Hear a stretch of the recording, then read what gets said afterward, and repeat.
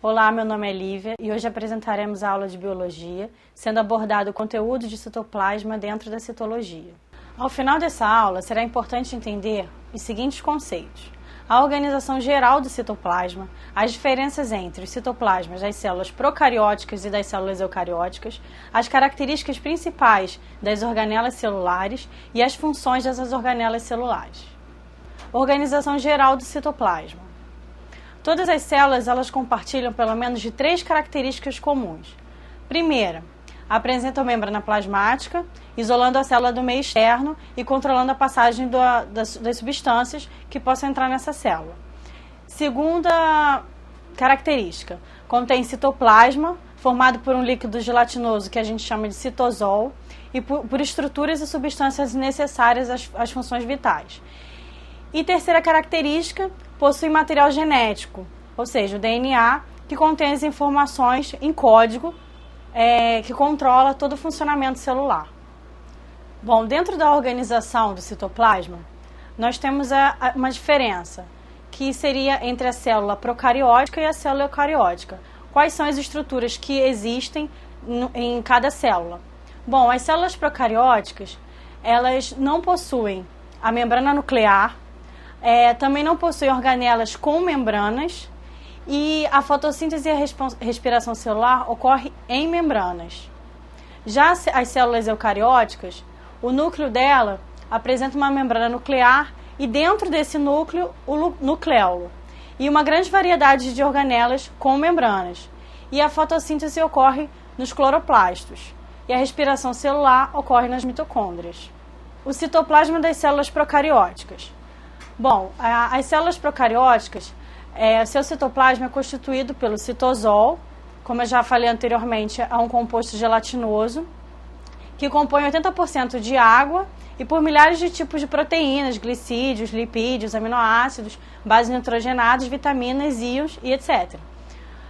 Possui uma substância de reserva e existe uma ou mais moléculas de DNA. Possui muitos ribossomos, que são responsáveis pela síntese proteica, entre outras características. O citoplasma das células eucarióticas. Bom, já no citoplasma dessas células, existem diversas estruturas que são mergulhadas nesse citosol, que são chamadas de organelas citoplasmáticas.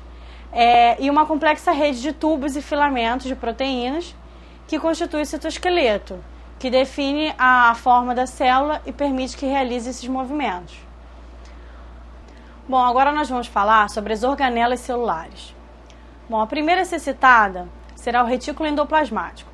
O retículo ele é dividido em 2 tipos.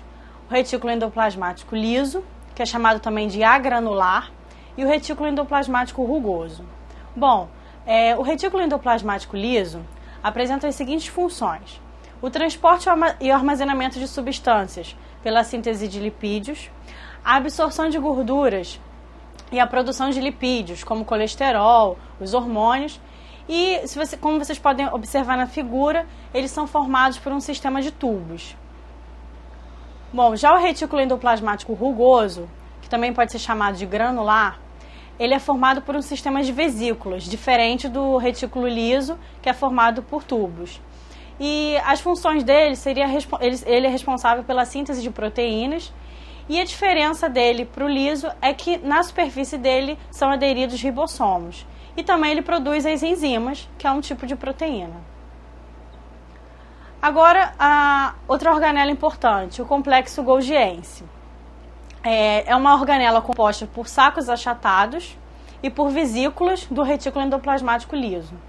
Elas são encontradas em animais, exceto nas hemáceas e nos vegetais.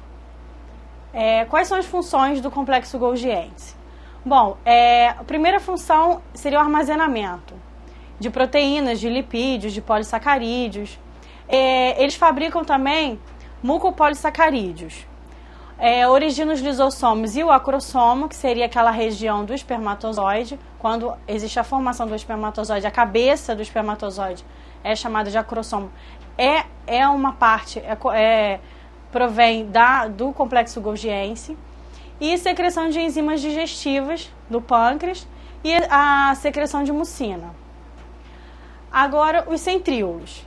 Os centríolos são estruturas citoplasmáticas que estão presentes nos organismos eucariontes. Então, qualquer organismo procarionte a gente não encontra, na célula desses organismos a gente não encontra os centríolos, com exceção das plantas, né, das angiospermas.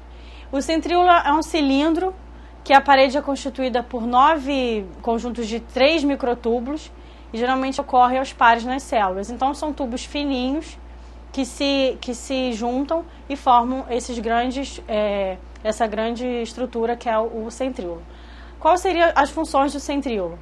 Ele é responsável pela cinética celular, isso ocorre na divisão celular, quando a gente for estudar a meiose e mitose. Eles são extremamente importantes porque eles são responsáveis pela formação do fuso cromático e originam também cílios e flagelos que são encontrados em diversos animais.